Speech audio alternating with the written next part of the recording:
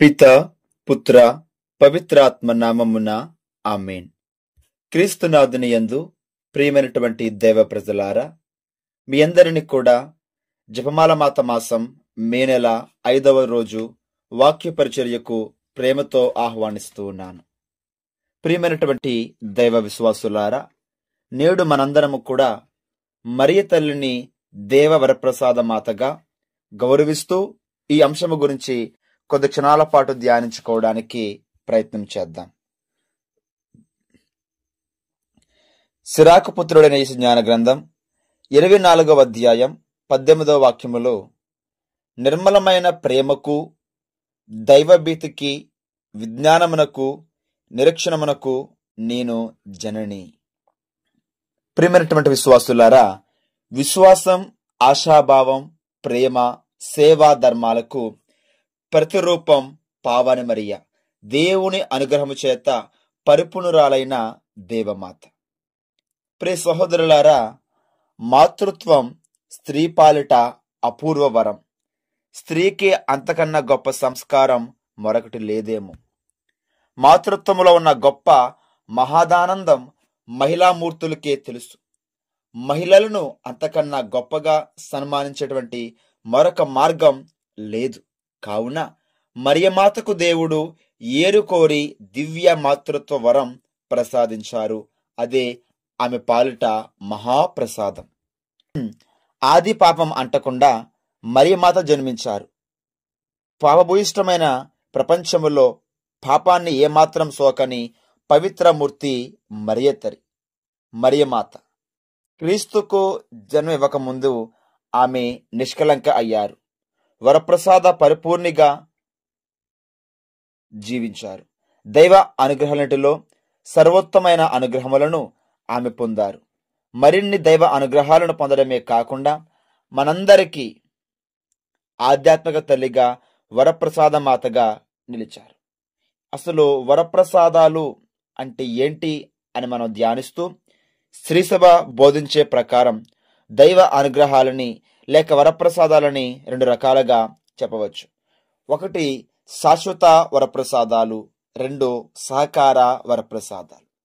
శాశ్వత వరప్రసాదాల గురించి ధ్యానిస్తే, ఇవి మన ఆధ్యాత్మిక జీవితాన్ని ప్రభావితం చేస్తాయి. పవిత్రతా సాధనలో ప్రముఖ పాత్ర వహిస్తాయి. విశ్వాసమయ జీవితాన్ని నిత్య నూతనంగా గావిస్తూ చైతన్యవంతంగా తీర్చిదిద్దుతాయి. దైవ అనుగ్రహ స్థాయికి ప్రాప్తికి అర్హులను గావిస్తాయి. పునీత యోహాను గారు తమ లేఖల్లో దైవ అనుగ్రహాల గురించి రాస్తూ తన్మయత్వానికి లోనయ్యారు.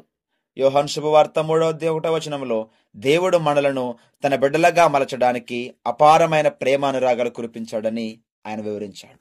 ప్రియమైన విశ్వాసులారా, సహజ సిద్ధము దైవికమైన ఈ నిత్య వరప్రసాదం మనకు గొప్ప ఆనందాన్ని కలిగిస్తుంది. దివ్య బలి పూజలో ద్రాక్షరసములో నీటిని కలుపుతూ శ్రీసభ మన కోసం ప్రార్థిస్తుంది.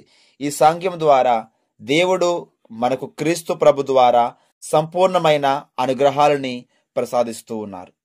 9వ పైస్ పాపు గారు నిష్కలంక మాత గురించి ఇలా అన్నారు: దేవుడు మహా అద్భుతంగా తన దివ్య అనుగ్రహాలతో మరియమాతను నింపారు. ఏ దేవదూత, ఏ పునీతుడు పొందినటువంటి దివ్య అనుగ్రహాలతో ఆమెను నింపాడని ఆయన చెప్పడం జరిగింది. ప్రేమైనటువంటి విశ్వాసులారా, ప్రజలారా, ఇక 2వది సహకార వరప్రసాదాలు. సాక్షాత్తు దేవుని తల్లికే అత్యున్నత గౌరవమును పొందిన మరియమాత ఎలాంటి మినహాయింపు లేకుండా ఈ సహకార వరాల కోసం దేవునిపై ఆధారపడి జీవించారు. మరియమాత స్వభావరీత్యా మనకు భిన్నంగా రూపొందించబడలేదు. అందరిలాగా సామాన్యమైన వ్యక్తిగానే ఆమె కూడా సృష్టించబడ్డారు. దైవ అనుగ్రహం వల్లనే ఆమె పరిశుద్ధత శిఖరాన్ని అధిరోహించగలిగారు. దైవ ప్రణాళికను నెరవేర్చడానికి మనందరికంటే ఆమె ఎక్కువగా దైవ అనుగ్రహాల కోసం వేచి ఉన్నారు. ఈ దైవ అనుగ్రహం మరియమాత పవిత్రతకు మూలమైనది. ఈ దైవ అనుగ్రహము వల్ల ఆమె సరి అయిన నిర్ణయాలు తీసుకునే శక్తిని సమకూర్చుకోగలిగారు. ప్రియమైనటువంటి సహోదరి సహోదరులారా, మరియ తల్లి యొక్క వరప్రసాదాల మాత యొక్క ఒక వ్యక్తి జీవితంలో ఒక అద్భుతం జరిగింది. అది మనం చూద్దాం. కృష్ణా జిల్లా పెడన మండలం పల్లపాడు మాములోని ప్రకాష్ సంతోష్ దీనమ్మల కుటుంబంలో దేవమాత విడుదల వలన ఒక అద్భుతం జరిగింది. వివాహమై 4 సంవత్సరాలైనా సంతానం కలగలేదు. ప్రకాష్ సరైన ఉద్యోగం కూడా లేదు.